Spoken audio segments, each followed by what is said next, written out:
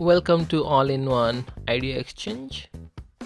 How to find out which font are used in a website or in a web page. So for that we need to install a little extension in Chrome so we can identify which fonts are used in that particular website. So this is the extension. This link is in my description box, you can check it out, and you can click here to add in your Chrome. Now this is added. So now if I want to check the font, what is this font, I can click here and I can see which is the font is this one.